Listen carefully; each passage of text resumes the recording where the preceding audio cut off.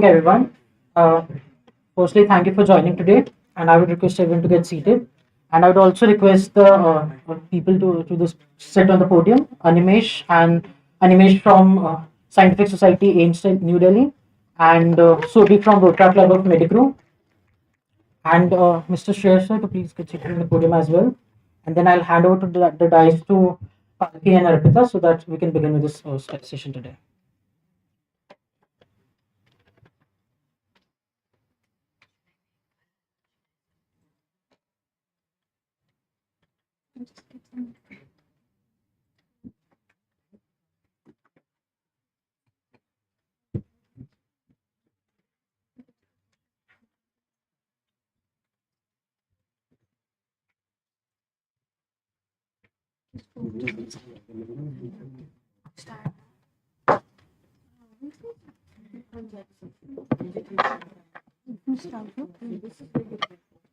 Very warm greetings to all the attendees who have gathered here. I am Dr. Arpita Vidhani, the Secretary of Organizing Committee, and I feel very delighted and more than grateful to stand here and welcome you all to the project Manzil. I would like to invite Rotractor Palki, the Secretary of Organizing Committee from the Rotract Club of Medicru, to the dais and introduce our honorable guest, Dr. Oksana Carlson, to all of us.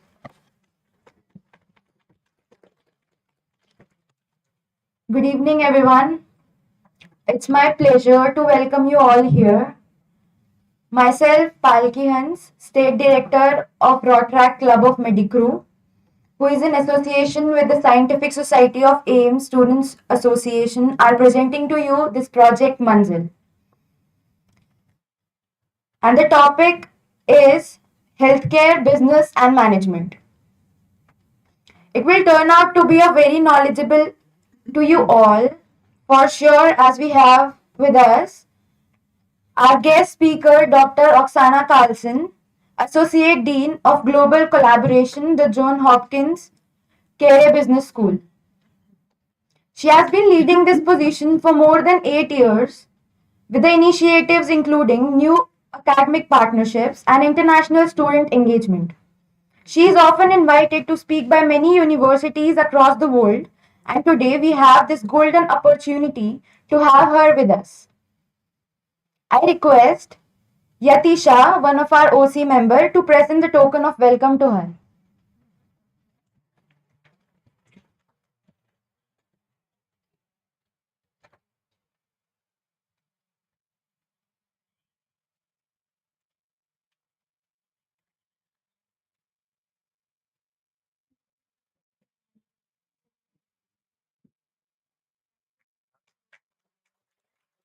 Thank you. It's very symbolic of everything that you are doing is creating life and maintaining life. Right? Thank you so much. It's very kind of you. Can I just speak here?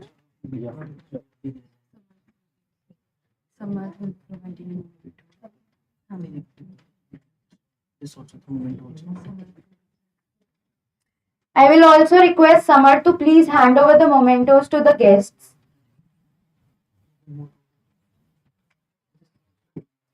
Thank you.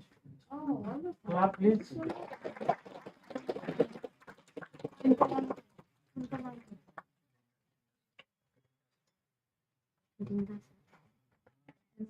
you. I would like to invite Samar to please hand over the memento to Tinda sir as well.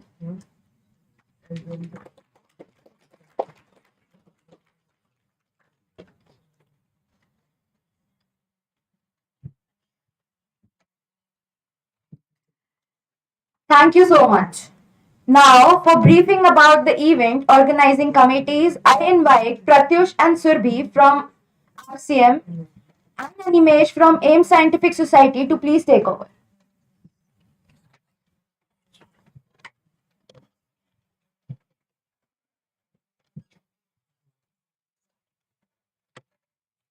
Coming together is a beginning, keeping together is progress, and working together is success. A very good evening, respected guest of honor, faculty members from AIIMS New Delhi, and the enthusiastic group of students who have gathered here today. Today, I, Pratyush Kumar, the advisory board of the Rotary Club of Medicro, finally a medical student from Dr. BSA Medical College, Delhi, and with me. And I, Survi Upadhyay, a second year student from GRMC Gwalior and the HRD director and chairperson of the OC from RCM. We are here today for the conduction of this session. Firstly, we'd like to give you a brief review about the Rotary Club of Medicro, and then subsequently the Student Scientific Society from AIIMS, New Delhi. So,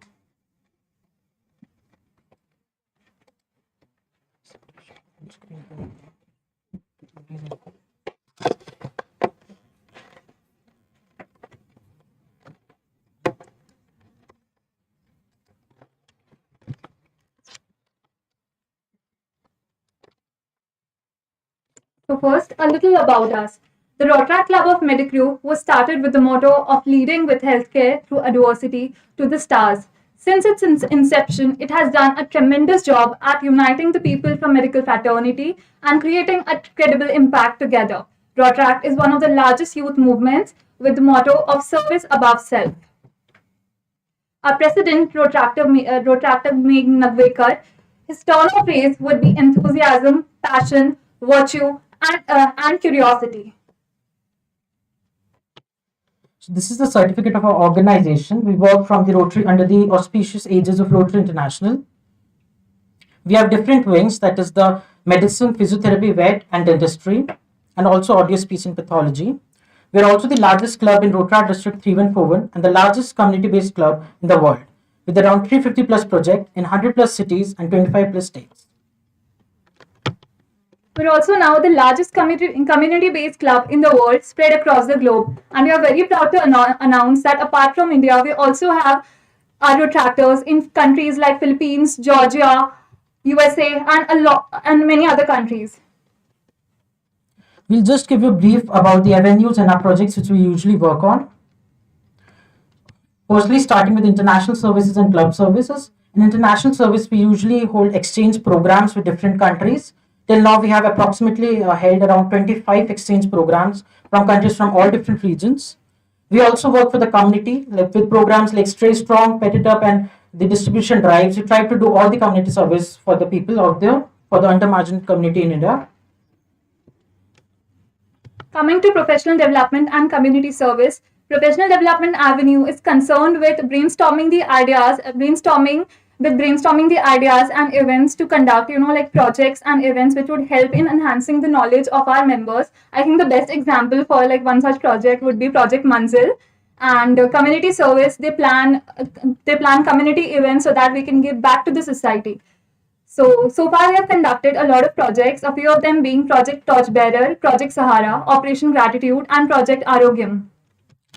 Most of these projects are also health camp, where medical students get the opportunity for aiding the healthcare professionals for screening people and conducting camps in the peripheral regions of India. We also conduct other activities like the editorials in the Human Resource and Development. The editorials is the initiative where we publish the monthly gazette, and the Human Resource Development is when the general body meeting happens and a project happens, and how we divide the entire leadership into different regions, into different states and different institutions. Talking about digital communications and social media, I guess it's self-explanatory that the DG team is responsible for handling all our social media handles like Instagram, YouTube, and other social media platforms. Public relations and marketing, well, they are the face of RC Medicrew, and they have done a tremendous job at creating creating an excellent image of Medicrew all over the globe. A few projects that were conducted by DGCom team last year were Sound of Silence and Be Your Own Hero.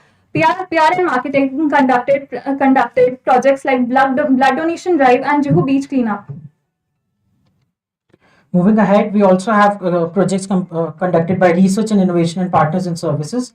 In research and innovation, we majorly focus about the capacity building of students and also giving them hands-on opportunity and collaborative researches. In partners in service, we usually collaborate with healthcare professionals and team for conducting free medical camp. One such example is when we conducted an ECG orthopedics, ophthalmology, ENT and respiratory medicine camp for 200 police personnel. Moving ahead, we also have the bioethics, which is registered with the UNESCO Department of Chair. And we also have Escapedia, which is a sports project where students get to go on camps and outings. Coming to Sports Avenue, well, I guess it's again pretty self-explanatory. Over the last 3 years, they have conducted many thrilling projects like Project Escapedia. Project Escapedia was a year-long event wherein multiple treks were conducted on a monthly basis, and also recently they conducted treks all over the India. Moving ahead, we also have our own merchandise. Totally, we have 350 projects which has been conducted from webinars, lecture series, on-ground camp. We have also tried to cover all aspects of medical, dentist, and physiotherapy education. These are our details. You can contact us on our Instagram handle, which is @RCMedicrew, or you can email us on rcmedicrew@gmail.com. Thank you so much for the opportunity. Now I'll hand it over to Animesh for introducing the Scientific Society of AIIMS Students Association.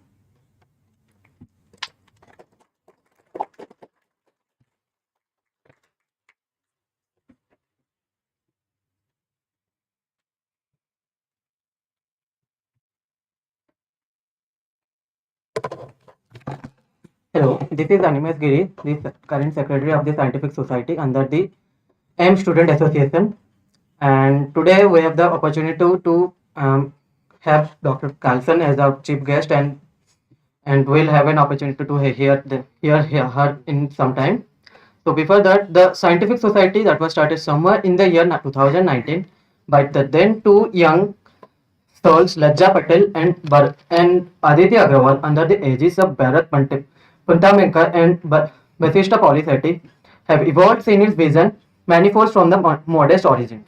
Originally, it was a platform for science nerds to ran for tips and experience to be said effectively. The Scientific Society has now begun to host large stakes events at high school, undergraduate levels, and beyond. Its primary aim have evolved from to not only encourage undergraduate research at AIIMS, but also facilitate programs, intensive and grants. Under the header of White Coats and Other Stories, in association with the Student Wellness Center and the SciSoc and the AIIMS Student Association, it has hosted talks of renowned names in medicine and science and brought in opinions and stories closest to home, particularly for undergraduates. We have hosted everyone from Dr. Gagandeep Kang, the first Indian FRS, to Dr. Binay Kumar, the author of Robbins and Cotton's Pathologic Basis of Science, the one which we have known as the Bible of Pathology. And we also have Dr. Vijay Rakan, and the principal scientific advisor to the Government of India.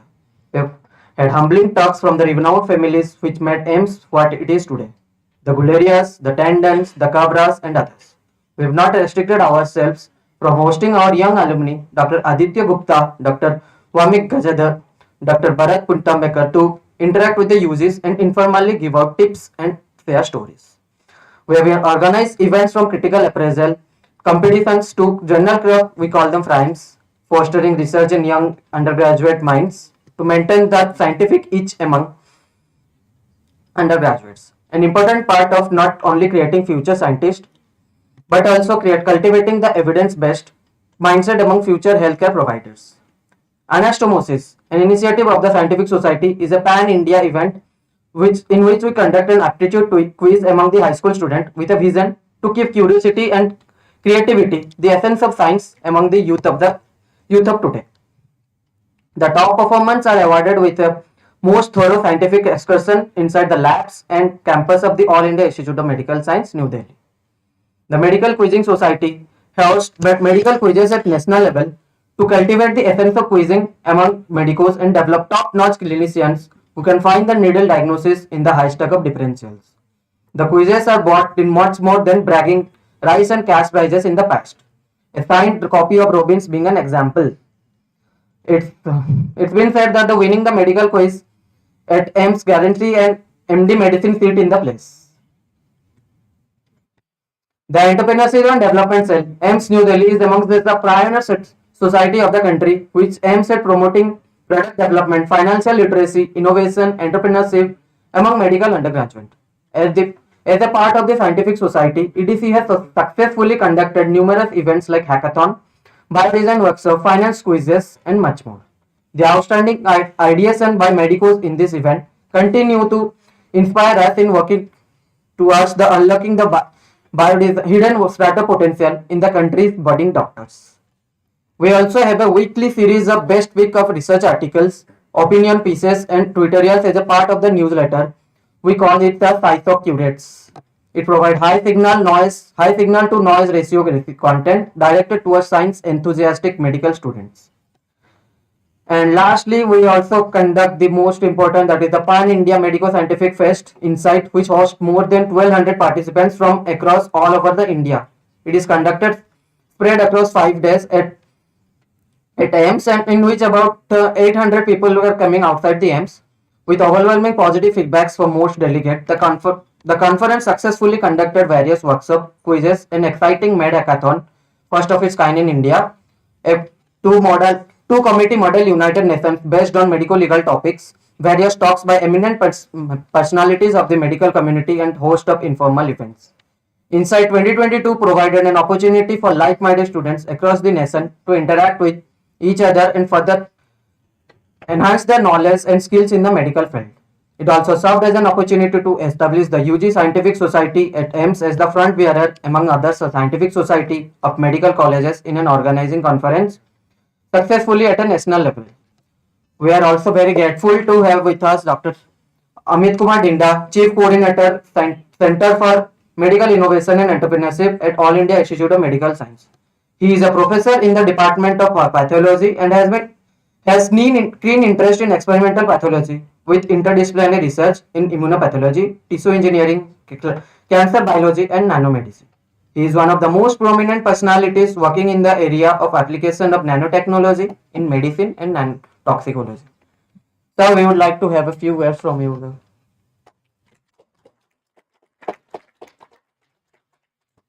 Thanks. I think the just few words. All of you, will be gradually becoming expert in due course and engaged in this healthcare. Now, healthcare, as you know, is becoming more of a like science fiction, which we are calling is that emerging technologies in medicine. Now, the remote diagnosis is possible, lab on a chip is coming up, and even the AI interface in medicine is becoming very, very important. Now, that is one area where intensive research-based innovation is going on, and with development of this product and as well as processes which you will be using. You are the user. Now, let it reverse it. If the user tries to think, the solutions which I have, can I make a different kind of solution, or can I think of something totally new? Now, as a user end, you are empowered to do this kind of thought. But you know, that is a component of the innovation. So your ideation innovation, you can be very rich and very productive, but only ideation innovation cannot help you to make a sustainable, commercially viable product, which can actually reach to these patients in healthcare. So for that gap, I think today's talk will be extremely important from you. And for you also, we are good scientists and we do a lot of research. But after science, what do you do with the research outcome? That's a big question. India is a country where we will be becoming soon the world's largest populous country in the world. So there will be an enormous challenge of the healthcare. And that's why the indigenous technology development or technology development which can be applicable for high-end, low-cost, high-quality, the health intervention. So that's a big challenge. I think all of you should think about it and not only innovate, but at the same time develop the entrepreneurship skill. That knowledge has to be developed from the very beginning. I think we are fortunate enough. There are a lot many enthusiastic UGs involved with these EDC. And I'm sure that you have started the journey. It has have a great impact, not only for the AIIMS, but for the whole country and maybe across the world. Thank you.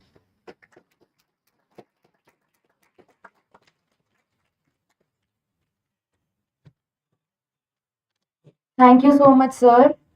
And after this, without wasting much of your time, we'll directly start with what we are here for.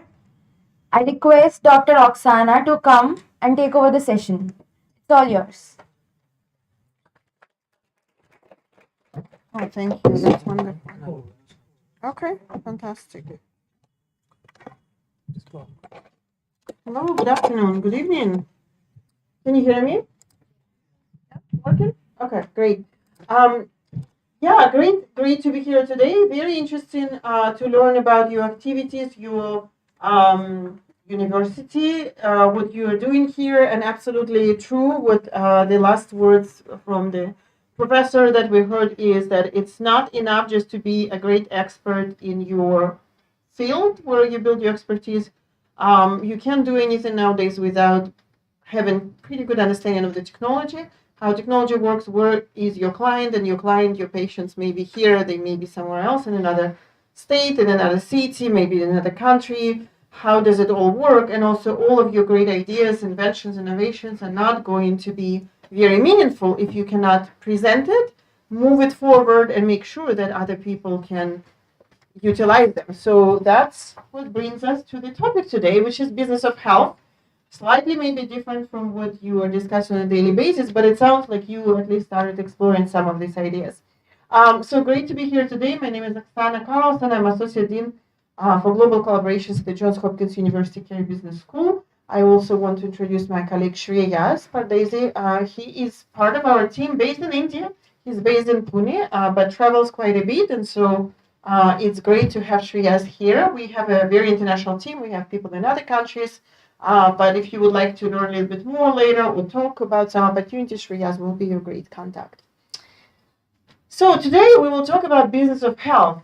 We will look at it from the career standpoint.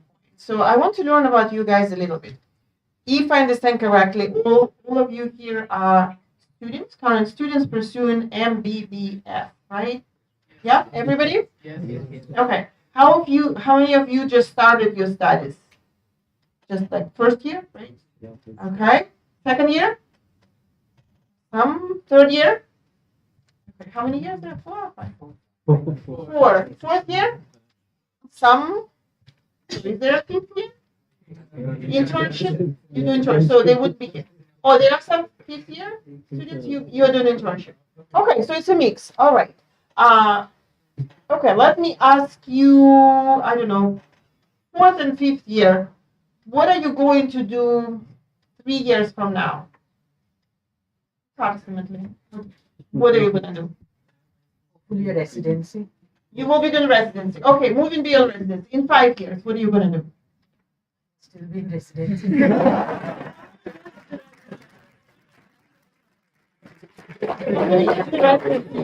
So firstly, like when I become a medical graduate, Yeah. I can either become a junior resident or I can apply for a post graduation. Okay. In post graduation, I can specialize in something like surgery, Right. pediatrics, Right. or something, and then I become a senior resident of that. Okay. And then I be the senior resident for a couple of years, Yeah. and then hopefully, if I get a promotion, then I become consultants and accordingly the head of the departments. So Okay. All right. This is helpful.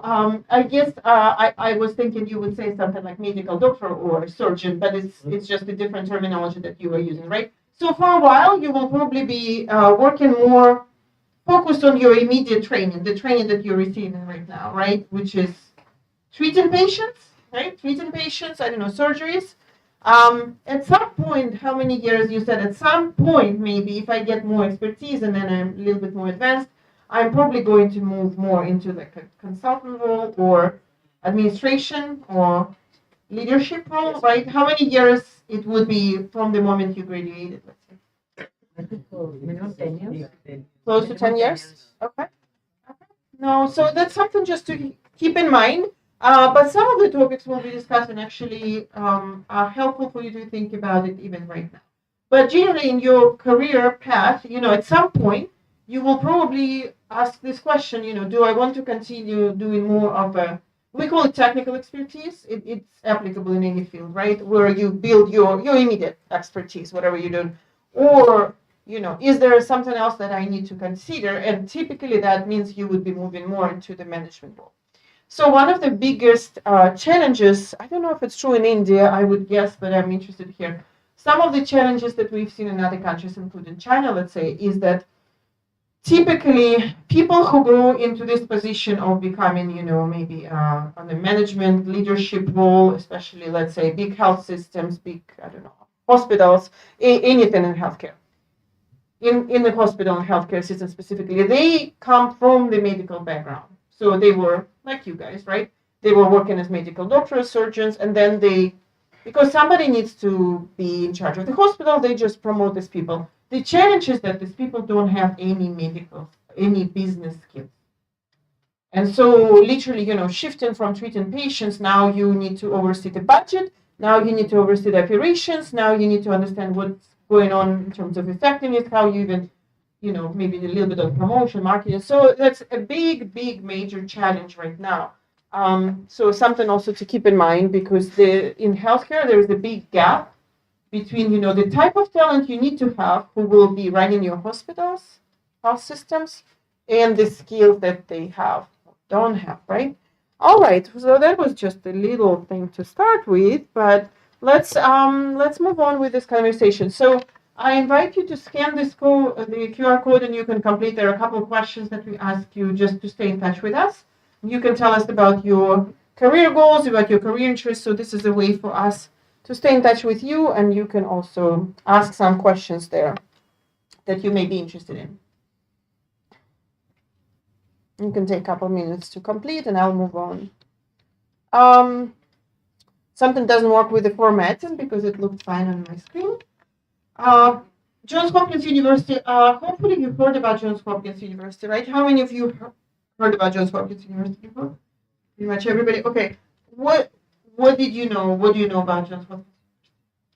Johns Hopkins, not just the university. Johns Hopkins. What do you know? Anybody? It's in Baltimore. Good job. Yeah, not everybody knows this. Where's Baltimore? Maryland. Where's Maryland? United States of America. Fantastic. So we are well ahead than some other conversations. That's great. What else do we know? It's in Baltimore. Baltimore is the state of Maryland, which is the United States, very close to Washington, D.C., which is the nation's capital. How many of you have been to the United States? Anybody? Okay. Where did you go? Florida. Okay. So you've been to D.C., very close. Did you go to Baltimore? No, but it's close. Okay. He's been to New York. New York, Washington, D.C.? Okay. That's okay. He's been to both. Okay. What did you do there? I went to Hopkins for an elective. For the what? For an elective. For a research elective. Research elective course. Yeah. Okay. Fantastic. So we even have somebody who actually has been. It's fantastic. All right. So we have several people who have pretty good idea where, the geographical area that we're talking about. Great. So Johns Hopkins University is a very well-established university. Was established more than 140 years ago. It was actually the very first research university in the United States. What does that mean when I say research university? What does it mean? What does research mean? When we say research, you guys are probably doing some research? Yeah? Will be doing? Are doing? Yeah. Yeah. Innovation. When we say research, what does it mean? Some innovation in some field, trying to find new solutions, Mhm. information about something. New solutions, new information about something that we don't know about yet, right? Or not enough. Yeah. Yeah, so you continue moving knowledge forward, advancing. Sometimes you say advancing knowledge. Yeah, that's what research about. So we have this very long history and tradition in research and innovation. It's sort of coming hand in hand, right? At Hopkins, we are typically in the top somewhere. The recent rankings is 7 in the best national universities, 11 in the best world universities. Very innovative schools. One of the top schools. Interesting things about Johns Hopkins. So there are two systems. There is the healthcare system, Hopkins Medicine, and there is the university, but they are linked, very much linked. Johns Hopkins University now has 9 schools and departments. 3 of them are related to healthcare. That's including Johns Hopkins School of Medicine, School of Nursing, and School of Public Health. So 3 of them out of 9.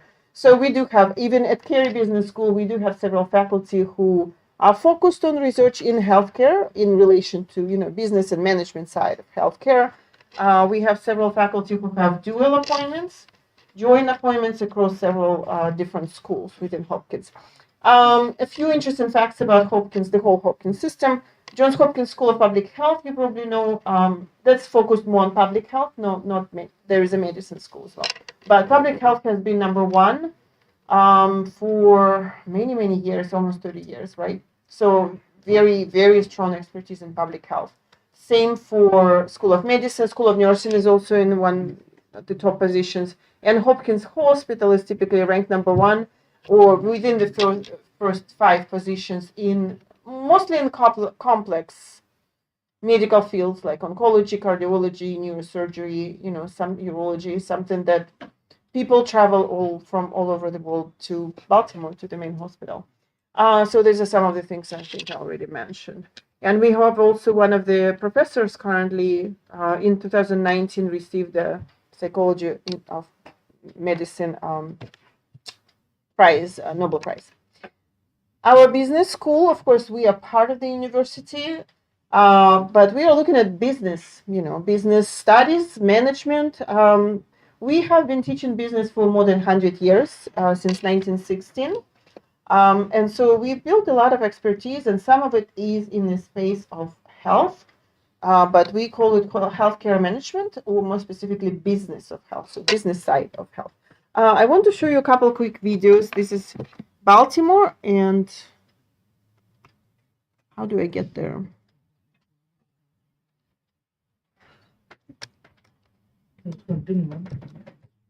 Oh, okay. I don't think there is sound.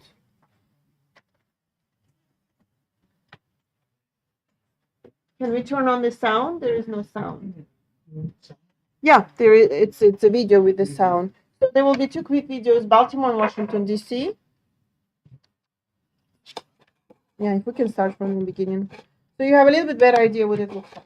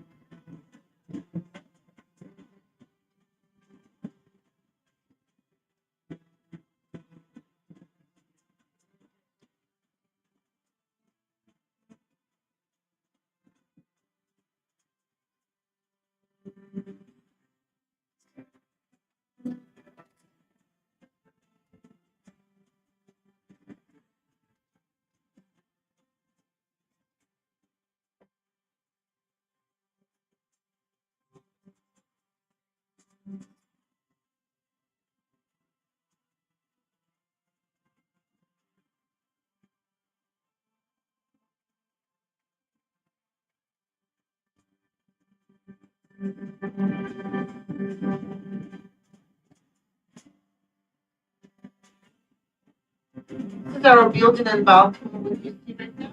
This is our Carey Business School building. Very beautiful location, right on the water, in the Bay Area. The second video we'll see, this is Washington, D.C., this is the nation's capital. Carey Business School has 2 locations. That is, we don't have D.C. Only Baltimore. Okay. Next time. That's okay, we'll just move on. So, you guys are in the right place. I can tell you that you have just absolutely amazing future in front of you because you are doing something related to health. Why? I think your professor mentioned a couple of things. Healthcare is a really, really important sector right now. It's the fastest growing sector of economy in the United States, China, in India, I think in many other countries. Many countries are facing aging population issues. And so there are a lot of things, of course, that come with it. So whatever you will be doing, that will be very, very important job, and there will be a lot of jobs. So when we talk about healthcare, again, from the business school perspective, we talk about it in a very broad sense. You guys are focused more on, treating patients. But let's see, when we say healthcare as a sector of the economy, what do we mean by that?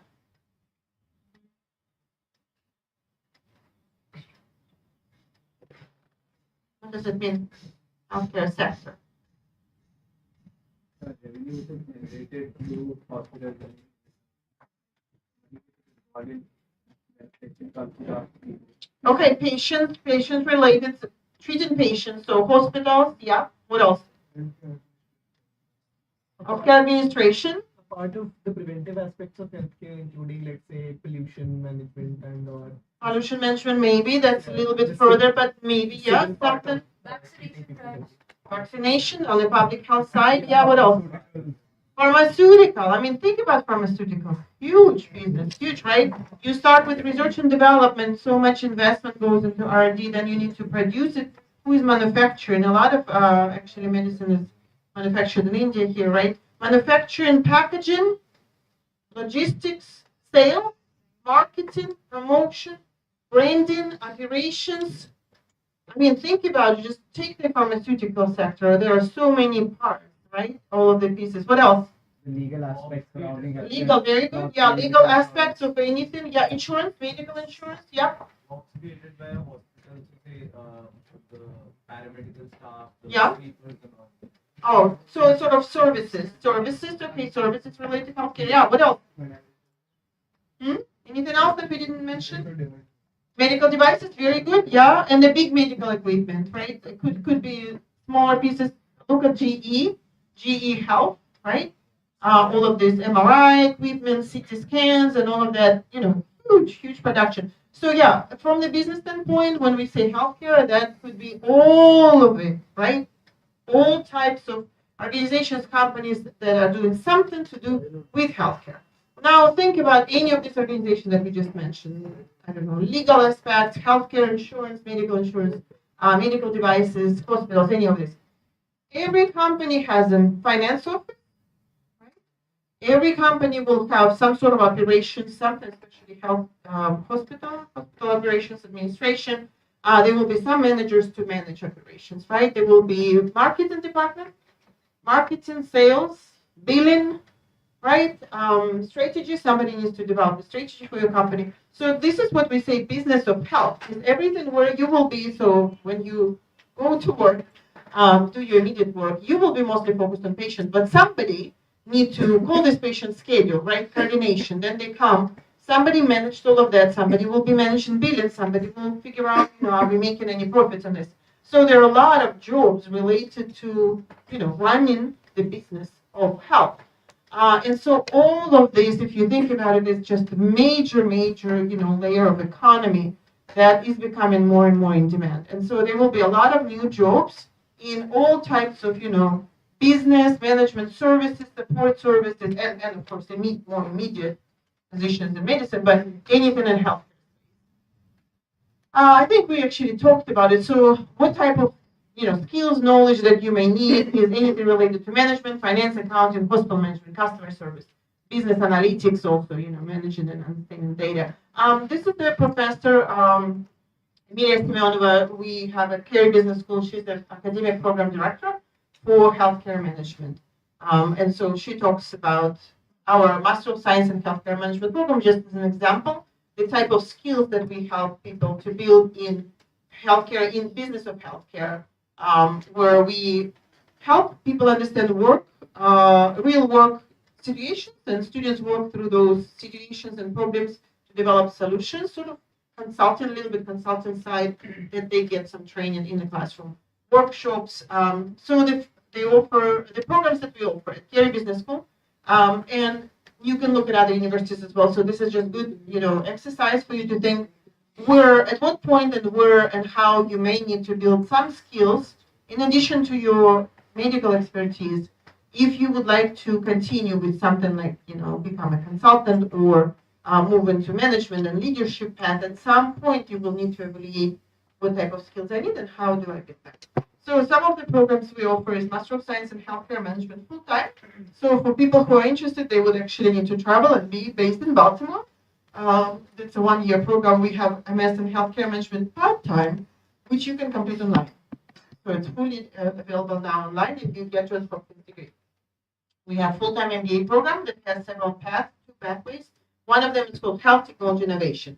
That's exactly what we mentioned earlier. It's a combination of different things. It's not medicine. It's everything about health plus the technology and innovation coverage. We have flexible MBA that part-time could be completed online, and then we have executive education, which is not degree. I think we talked a little bit, but generally, what do we learn? Anything in healthcare management, we specifically have a degree in MS in healthcare management. So you learn about different perspectives that incorporate, anything in terms of what is the economic situation in your sector of healthcare, from the healthcare perspective, political situation, technology, how is the healthcare landscape is changing, who are the main players, how is the global situation is changing, what do you need to learn, what do you need to understand, what type of data you need to collect, how you analyze it, and how it helps you as a healthcare manager, let's say, how it helps you to make the right decision, best decision for your organization. The program, so I'll just go quickly through programs, so it's a little bit more clear. For people who would like to come to our programs full-time, it's a full-time program, 36 credits. It takes 1 year to complete, so it's fall, spring, and summer. So for some of you, if you would like to do something like this and would like to come to our school, you would need, if it's full-time, you would need to take 1 year off from whatever you're doing in your career, and you would come full-time and study. That's one option, and some people may be really interested in it, in this opportunity. We also have a part-time, the same program, but you could do it part-time, and now we developed so many courses online that now you can actually take all the courses and complete fully online. So that's quite attractive for people who want to continue working and just are not ready to, and I know some people, even in the United States, we have some medical doctors, and they would prefer to do part-time. Because full-time is just, it's a big commitment. So it depends on your situation, you can consider either full-time or part-time. We have full-time MBA that comes, it's a 2-year program, so you would need to be based in Baltimore, study for 2 years, and that's about 60 people that we bring every year from 27 different countries. Example of the project-based experiential learning courses. So in healthcare management programs, we do build some courses where you will be learning by doing, and you will be sort of in a consultant role in the sense that these are very real examples that are brought by companies, our project partners. They would bring a real problem that they have in their organization, and students will work in teams to analyze, understand this problem, and trying to find a solution and present it back to the company, the client. So some of the examples, health policy design and implementation, obviously that's more on the policy side. So you would be analyzing what's the health policy and role of health policy in health delivery. Health services improvement, so this is a little bit more on maybe hospital management side, hospital administration, where you would be looking at what type of health services are provided. Are they effective? Are they not effective? Maybe some processes, some operations. Healthcare strategy consulting practicum. So this is from the strategy standpoint, right? So you would look at the organization, what are their goals, mission, and what is their strategy and how. So you would do this analysis of their healthcare strategy, of their business strategy of their health organization, and how does it work? What's the competition in their sector? And lastly, commercialization, technology commercialization. That's about biomedical innovation, and that's similar to what your professor mentioned earlier. It's not enough to be super smart, and it's not even enough to be an innovator. When you design, maybe you come up with some brilliant idea that has scientific value. If you don't know, you will need to do a whole different work to understand, is there a business value to your idea? Maybe there is scientific value. Can you bring this idea to market? Is it something that you could license? Is it something you could build startup around? Is there business side, business part of your idea? And so that's the technology commercialization projects that we have now. Flexible MBA is a part-time MBA program that you can complete fully online. So something also to consider for people who want to continue working. And it takes maybe 3-4 years to complete the program because it's more flexible. So you don't take as many courses as full-time. Executive education, of course, maybe a little bit earlier for you guys, but I'll just mention we do have executive education office. They offer all types of courses and programs. There's a non-degree, and examples would be behavioral economics for healthcare, healthcare leadership summit. So there are some health-related topics. So I would encourage you, excuse me, to take a look on our website and see what may be relevant and appropriate. Typically, these are people who already worked, are working, maybe already in a management position. So just something to consider. Maybe some of your friends, colleagues would be interested. Let's see what, for people who are finishing MS Healthcare Management degree, and assuming, like in your case, people would be actually coming from medical background, and then on top of it, you could build, something in business, whether it's MBA or MS Healthcare Management. what type of roles they can have. Pretty much everything what we mentioned earlier, right? You could go back to your healthcare organization, to your hospital, and work toward being more in the management leadership track. That's absolutely possible for people who have more interest on the sort of finance side. Many investment investment banking organizations now have a whole different department that they invest in healthcare specifically. So for those who want to combine, with maybe finance, consulting is very common. So many people even move eventually from any sort of medical training, healthcare, move into consulting business at some point. Most of the big consulting companies have healthcare services. A little bit closer? No, ma'am, we're just in front of the camera. Please start. I need to be in front of the camera. Okay. Yes, just. I didn't realize that. All right. Can I still move around? So consulting is another business. In fact, our previous dean, Doreen Ferrari, is an interesting example. He was just like you guys. He completed his medical training at the University of Rochester. He was a medical doctor for a while. He then got his MBA at some point.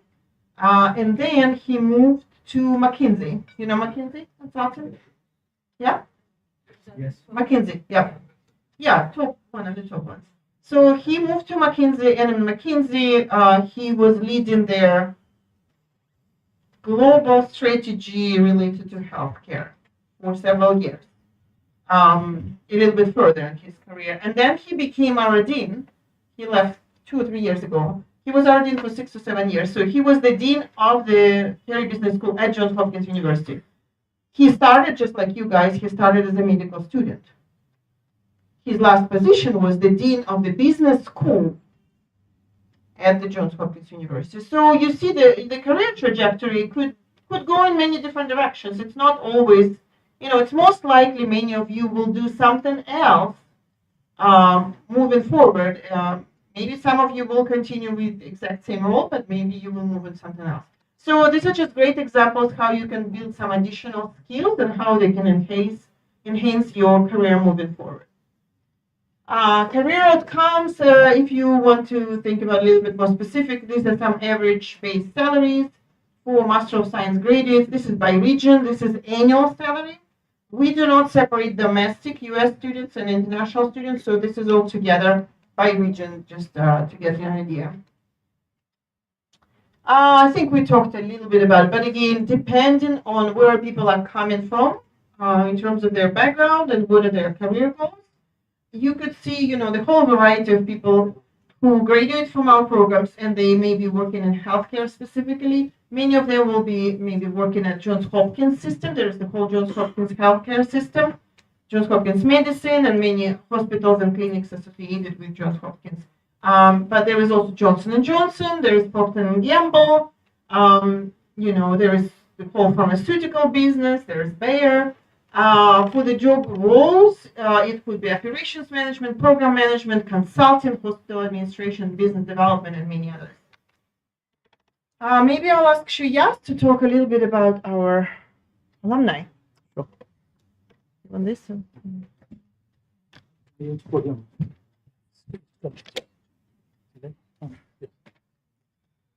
So hello everyone. This is something exciting that I always love to do. I always love to talk about our alumni. I always love to share their journey, how it has been, how they started their journey, how they started working on your applications, how was their overall experience at Carey, and then where they are at present. So I'd like to share a few examples over here, starting with Aishwarya, who had completed her MS in Healthcare Management in the year 2019, currently working for Highmark Health. Just a small suggestion from the alumni and my end, on the basis of what I've seen, looking at the trend of a lot of students who prepare for Carey Business School or other schools in the United States. Always start your application a bit earlier because there are certain benefits to it. You may receive some, if your application is strong enough, you may receive some kind of scholarship which can help you in your funding. A lot of our alumni have got the scholarship, and why business, and as ma'am said, why business is important with any kind of industry is that business aspect, business communication, business subjects is something that is required in each and every industry. So just an example, even in the healthcare industry, if you're as ma'am said earlier, if you're treating patients, and then you're shifting to something else, you're going to be in leadership role. So that is why our MS in healthcare program, MBA program, we have integrated our business subjects with the MS healthcare subjects as well. Moving forward to some other examples. At Carey Business School, another thing we focus at is diversity. So we do get a lot of students from various countries, various regions, which is another advantage. Reason being, you get to know about perceptions and you get to know about a lot of other industry, how the trend, how the market is looking in various other continents or other regions. So another example from China. This particular candidate is working as Citic Securities, IBD, as a senior associate. Some of the messages that he would like to share with you guys, as you can see on the screen, most valuable things that he learned during his entire MS programs during his journey, garnered a solid understanding of healthcare industry, confirmed his passion towards working in this particular segment in the health of business, and gained access to JHU alumni network. Now, networking, as you know, being Indians, being international students, when we are planning to shift to a whole other country and our agenda, our goal is to secure a strong position, sometimes it can be kind of difficult, and this is where the networking part comes into the picture. Students being from medical background maybe sometimes miss out on the networking connections part, how to develop network, how to utilize that network, and that is why at a business school you get to do this. You have a lot of opportunities to learn about networking. And Hopkins being a big university, we have a huge alumni database globally, so this is what can help you out later on.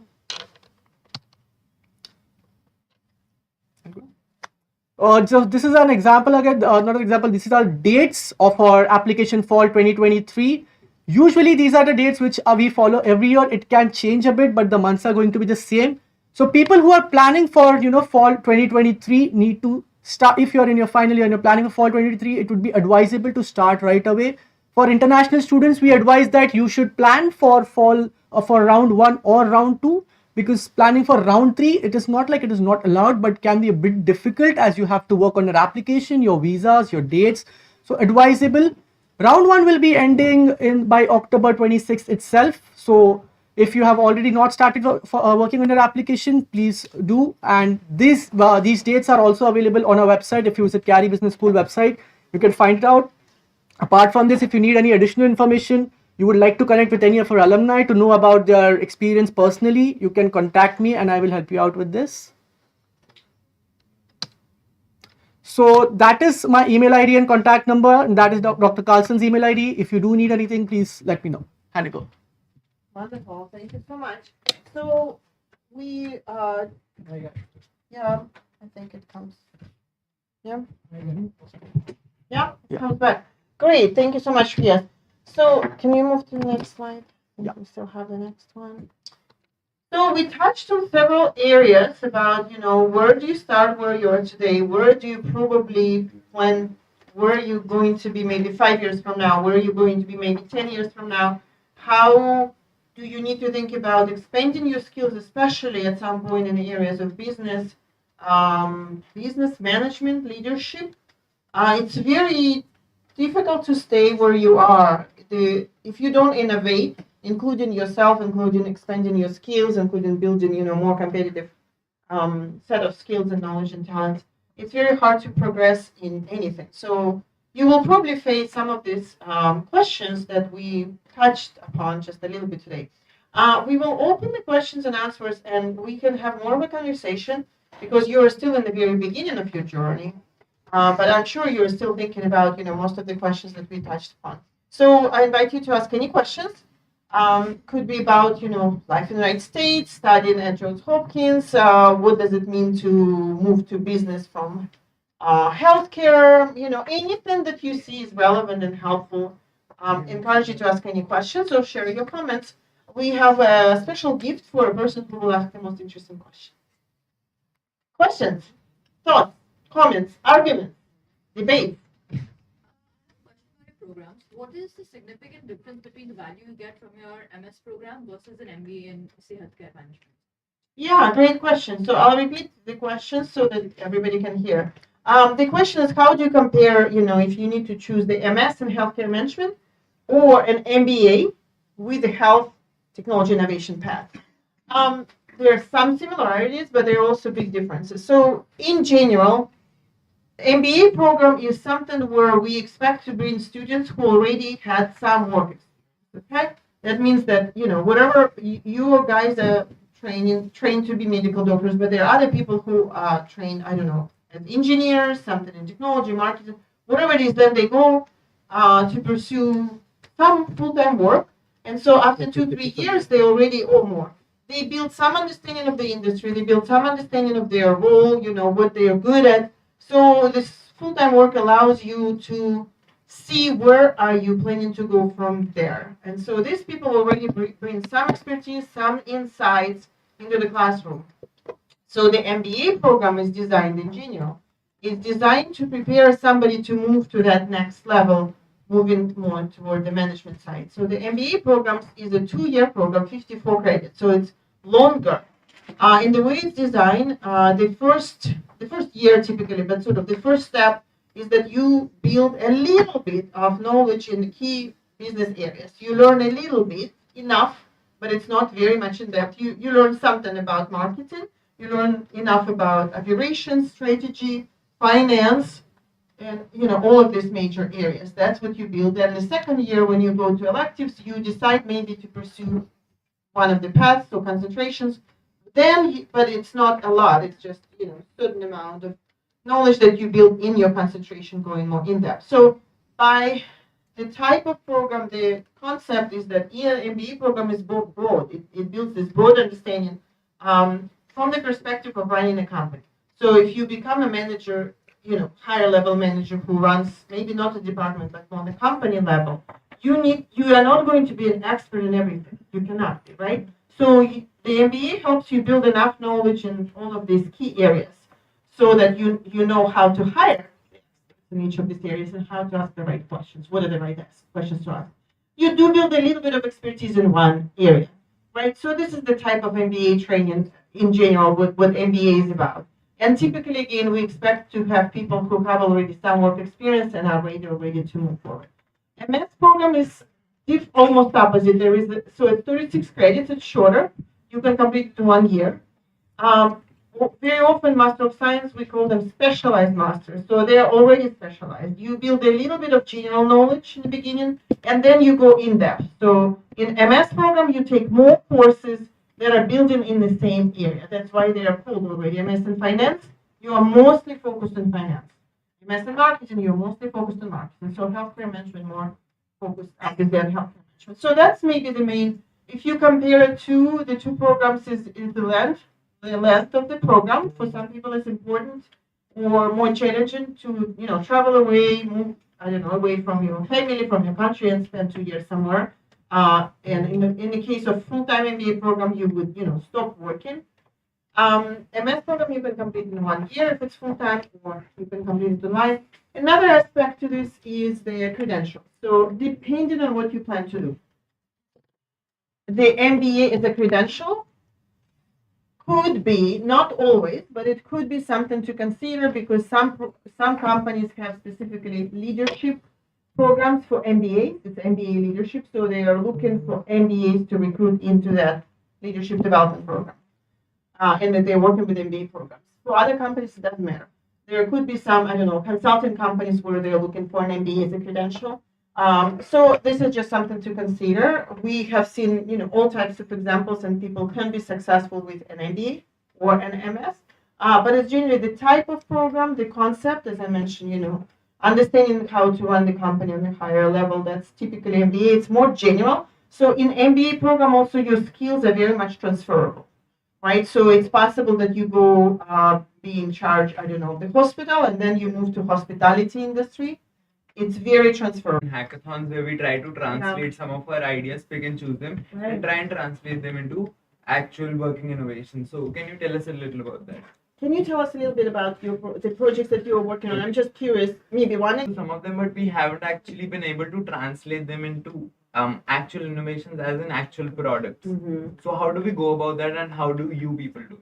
Yeah, no, that's a great question. Thank you for sharing examples. We have different types of experiential learning projects depending on the program. If you would come to our full-time MBA program, the projects may be slightly different. Or if you come to the full-time MBA, that's typically in the full-time MBA program that is focused on international environment. So students are working on consulting type of project where they need to solve a problem And we, at some point, we were sending students, MBA students, to 4 different countries all at the same time. And they were working in each country. It was mostly in developing countries intentionally because we thought, in a developed country, a lot of things already developed.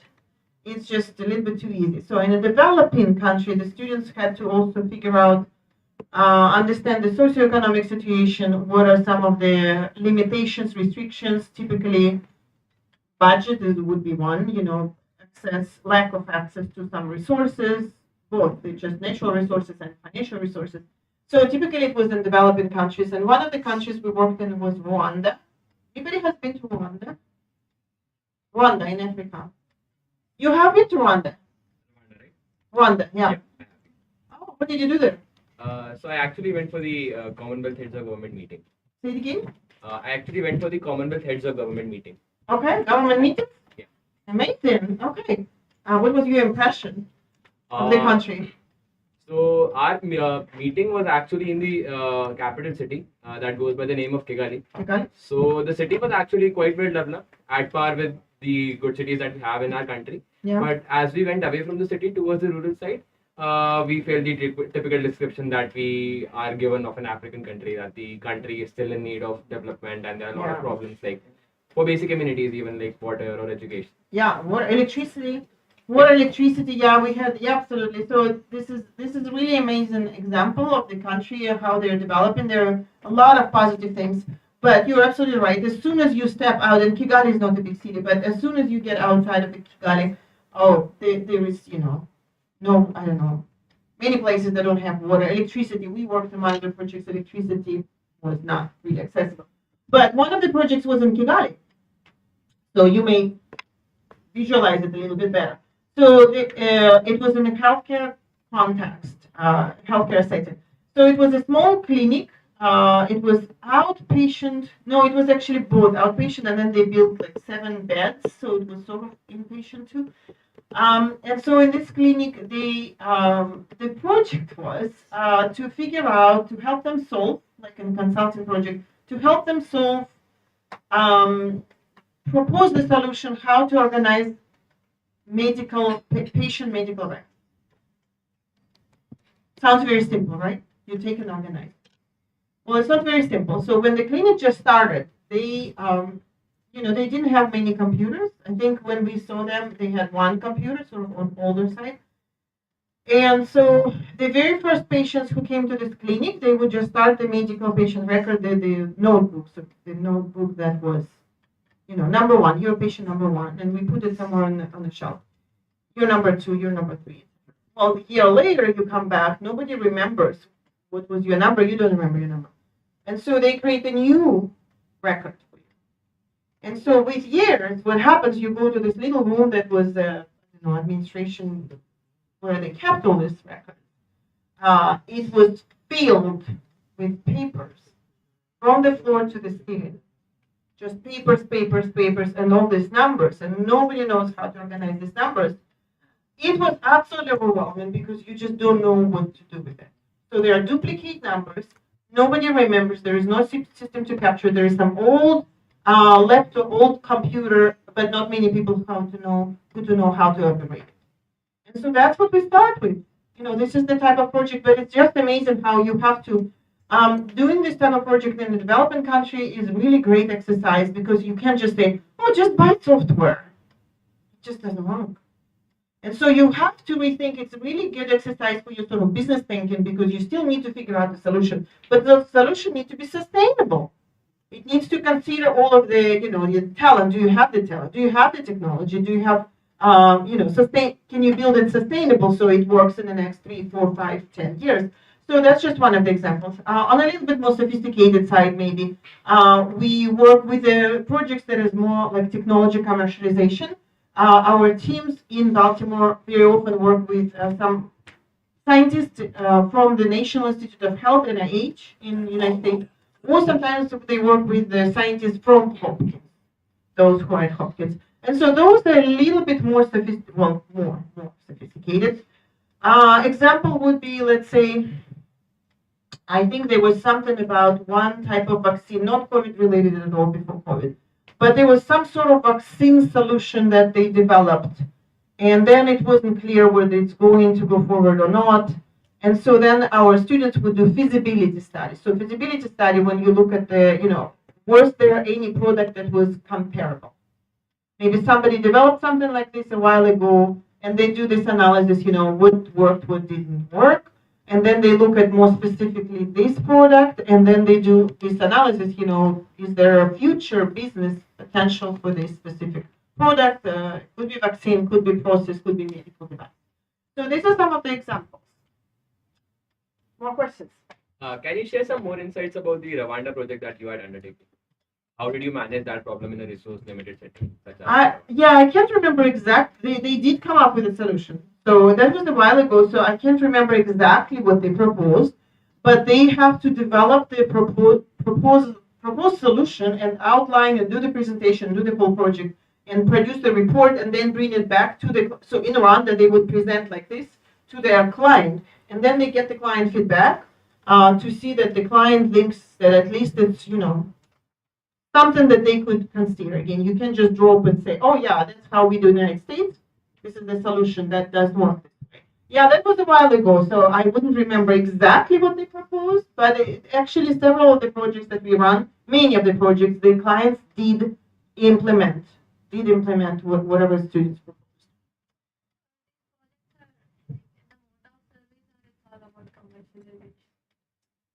Say again?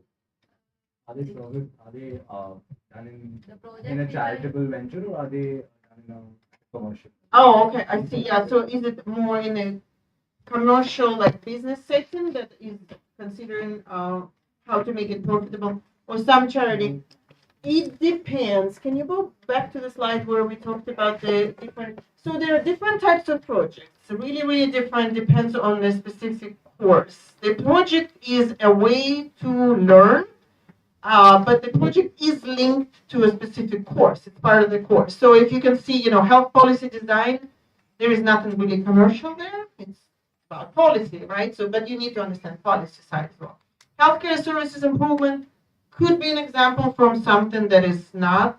I mean, in most cases, we are a business school, so I would say, yeah, in most cases, you still at least need to consider who is bringing the funding, right? You still need to understand. Where does the funding come from? And actually, non-profit world, it's even more complicated. As one of our students, alumni, at some point said, being a very successful person in non-profit world, you need to be even stronger business person. Because in non-profit, it's very hard to figure out, where do you get these resources? Who is going to bring the funding? And the funding is always limited. So you need to be even, double more innovative and stuff. Healthcare strategy consultant, that depends. Strategy could be strategy for a non-profit organization. Strategy could be for anything, right? Strategy is not always directly linked to the revenues, but it has to be linked to the mission of organization. So it depends. It really depends. Yep.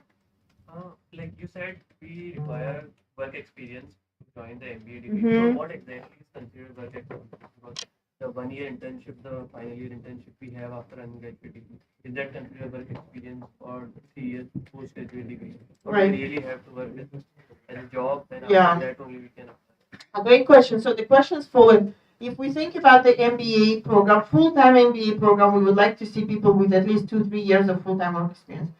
How do you define this? So we define the full-time work experience as something that you did as full-time after you got your bachelor's degree. Well, if you're still studying as a student, doing your postgraduate work as a student, that's not full-time work. But if you were working after you completed your bachelor's degree, that would be considered your work experience. For example, Shedding a bit more light on the internship part that you just mentioned. Yeah. So our internship is actually a part of our degree, but that internship begins after we have been given after we have passed the final examination. Yeah, yeah. No, So I after we are understand. graduates, we start our Right. internship. Yeah, I don't know how to interpret that exactly. I mean, if there is, I don't know how many people will be there who, how many years of internship you have? 1, 2? 1 year. 1 year, yeah. So 1 year wouldn't be enough anyway. And so then, if you feel strongly that you want to get another 1 or 2 years of real work experience, then you could say, well, actually, you could count this also as a year. So you could build a little bit of this argument. It's I don't know, it's a little bit subjective.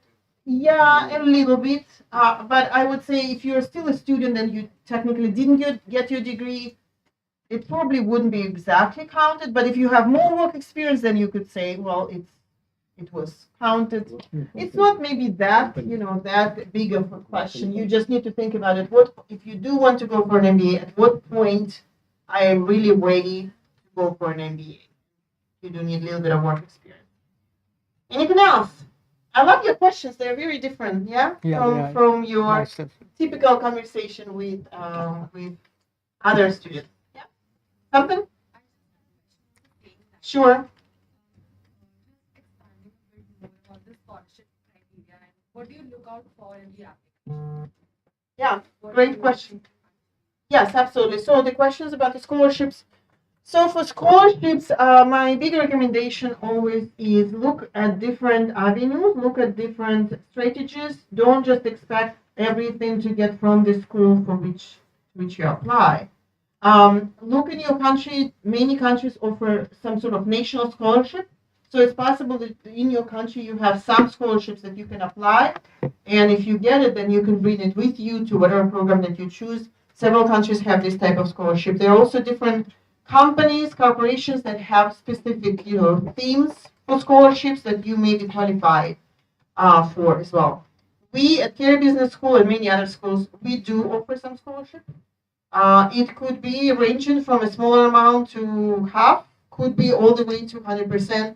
We are a private non-profit university, so we don't have any quota in terms of how many students we can give scholarship to, and we also don't have a specific amount. It's very much based on who is applying, and we are looking at the whole pool of applicants. We don't have a separate process for scholarship application, so you just need to work on your application once, hopefully build a very strong application and submit it, and the admissions committee will look at it in relation to the whole pool of applicants and see how strong you are in comparison with others, and they will see, can we offer you an admission? And if so, can we also offer you some scholarship? So hopefully you get the admission letter. It will state if we are able to offer you scholarship. But one thing I will just mention, in some countries we get this pretty much very first question. Students say, can you give me 100% scholarship? It's very difficult to answer this question without seeing your full application that is completed and submitted, and you read the whole thing, and then you still need to compare with how others are doing in this particular year. So nobody's going to really promise you anything, but I can tell you, be brave. Be brave. Just try, build your best application. Very good chance that you will demonstrate that you're the best candidate, and you will probably get something. But it's a very hard question to start the conversation without knowing anything about you and without saying it. But the quick answer: work on different strategies. It's possible that you will get, 50% scholarship, so you still need to figure out the rest, right? Maybe you will get higher, who knows? But try your best, build your best application, look at several different avenues. Schools do typically offer some scholarship. What does a strong application actually mean? Yeah, what does this strong application mean? I'm going to throw the question back at you. What do you think it means? Everybody doesn't have a degree. Everybody has the degree. Okay, what's different? Okay, all of you got the same degree. What's going to be different? The grades. What else? Maybe some work experience. Yeah, if you have any work experience versus not. Or what type of work experience? Maybe. What else? For curricular activities. Yeah, okay. You're going to be on our admissions committee. Yeah. What else? Can we go back to the requirements?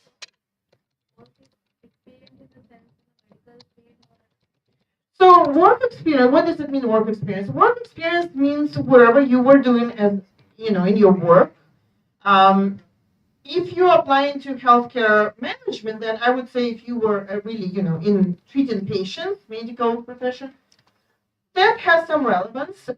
If you decide to switch completely, go for finance program, then I would have this question: why is it you were treating patients for 3 years and now you go for MS Finance? So think about the relevance, and you need to think about as well. Why do I need requirements? The application requirements. Do we have? It's not in this one. It's Oh, in it's the other not in slide. here. That's okay. I can work on this. The type of work experience, you will at some point ask, what is it that I want to do if I want to do next, step in my academic training, what type of training I need, and why, right? And I assume that will be linked to what you were doing before. So in that sense, if you're applying for healthcare management program, yeah, your medical training, your medical work would be relevant. But you need to think about your career goals. So when you apply to any program, we really want to see that applicants are able to articulate their career goals. Example would be, maybe I finished my medical degree, I've been working as a surgeon for 3 years, and now I want to move back to my city, and my family has, several outpatient clinics. That's our own business. And I plan to manage those because I understand medicine now. I worked as a medical doctor, as a surgeon. And now I also want to, in addition, I also want to manage those clinics. That's why I need some sort of business training. Okay? So that all links it together. Okay? So the work experience is whatever you are doing, but think about it. Why do you need this program? Where it's going to take you? And how it's all relevant. Any other questions? How are we doing with time? We can take a last one question, maybe. Last next two. time. Okay, last two. He's very strict. I'm not genius. Last two questions. Is there anything which the undergraduate can pursue for the part-time while he or she is under the course? Yeah, great question. The question is, can you start working? So everything we discussed was master's level. Can you start working on your master's level program while you're still doing undergraduate program? So I can respond only from the Care Business School. It's probably going to be the same answer for others. In order for you to do the master's level work, coursework, you do need to finish your undergraduate. Because in order for you to be admitted to the master level work, you need to demonstrate that you finished undergrad. It's the first step, you finish bachelor's, then you start doing master's. So that's how it works. So at least in our system, you would not be able to apply and be admitted without finishing your bachelor's degree. So yeah, you would need to do it a little bit later. But you could start, once you finish the bachelor's degree, you could do some of the courses online if you would like instead of full time. Last question? I want to talk particularly about the health technology route, saying startups and medical devices. Yeah. So in tech companies, you often see that the people who are the founders or leaders, they're more skilled in tech rather than having MBA. So in cases like this, what value do you think an MBA has, or does it have any value at all? Is there any use of going to an MBA program, or do you just upskill yourself in the technical way and go ahead with whatever you want? Great question. So the questions fall in. If you look at some of the companies, depends on which companies you look at, of course, but in some of the companies you will see people who are, a little bit ahead or successful or build their own company. They come from technology background. So from that perspective, what type of skills and what is the benefit of getting an MBA degree? It depends. It depends. Not everybody is coming from technology background. However, if you are looking, look at many people who are in the leadership roles. Many of them did come from business background, and some of them do have MBA. Many, actually, in the United States at least, many doctors do get their MBA along the way. It's a decent number. Not everybody is getting it in full-time format because they're too busy. So sometimes they do part-time on the weekend or online.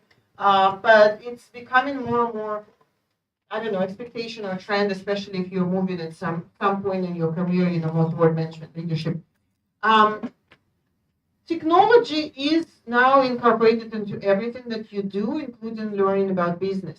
So if you remember one of these paths that we talked about in our full-time MBA program, it's called Health, Technology, and Innovation. So technology now, I would say no matter what you do need to understand technology.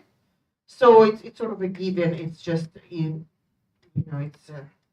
I don't think you could move away from technology in any possible way. So I don't see it's either or. To me, it's more of together. Maybe you will come to the same group. I would say people who come from technology background are not always leading companies in a sense. They may be bringing innovations, bringing something, from more innovative side. But a lot of people who actually run business, run companies, on administration and management side, a lot of them are coming from business training.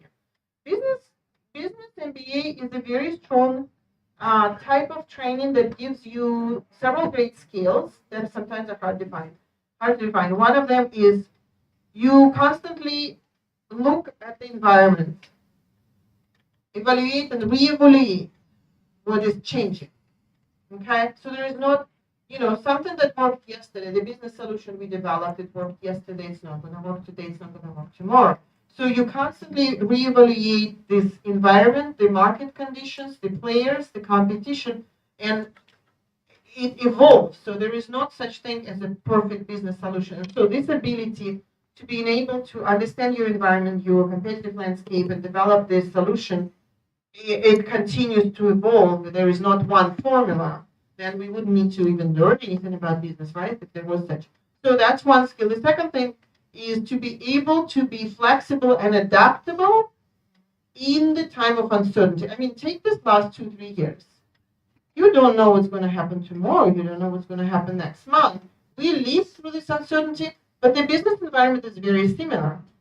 There were some, big companies, I'm sure you've seen in India as well, big companies that seem very, very successful. Tomorrow you see they're gone. So that ability to still be able to come up with a plan, strategy, execute, and move forward in the time of uncertainty, where there is no clear roadmap, where there is no, guidelines, you just evaluate and decide and move forward, and then you adapt, you change your direction. This is some of the really, really strong skills that you build in your MBA training. Did we do 2 questions? I think we did. Yeah. I think we're gonna wrap up. But you have our you have our contact information. Please do stay in touch. You can complete this quick form because we also have a chance to come back to you and talk a little bit more. Shreya is here in India. We need to select the questions, the most interesting question. There were so many interesting questions. There were many. Can you help me? Can you help me?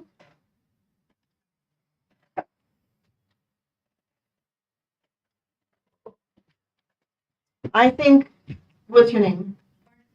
Vernica. Parnika. You asked, I think, even 2 questions, and they were both very good questions. Okay. Can we get a special gift for Parnika?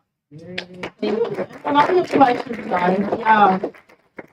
One of the things that I think somebody asked, like, what are you looking for in applicants? And one of the things that we would like to see is the inquisitive mindset. And in this conversation, I do see, you guys, like, you have this sparkle, you are thinking constantly, you are questioning things, you are interested to explore what is next, this whole research moving knowledge forward, sort of, don't lose this. Whatever you do in your career, do not lose this, stay with it. Keep asking yourself, keep asking others, what is happening, what's happening around me, what's happening with me, with my career, how I can move forward, how I can progress. Yeah, Parnika, this is for you. Little notebook, you write your brilliant thoughts. Okay, with the John Hopkins name in it. Yeah, thank you guys. Thank you for having us. It was a really great opportunity to be here, visit you, learn a little bit about you, your opportunities, your career path. Very nice to meet you all, the leadership team, the professor. We hope to visit again. We would love to come back and maybe have a different conversation. But thank you for having us.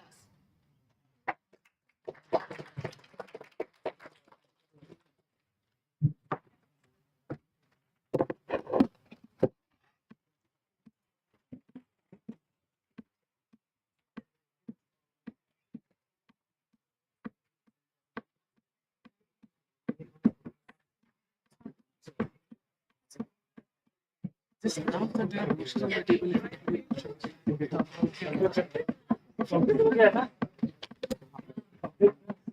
Guys, there are brochures on the table. So if anyone wants to take a look at it, MS brochures or MBA brochures, you can take it from there. There are some giveaways available on the table, so you can collect it from the table. Thank you. No problem, we can disconnect.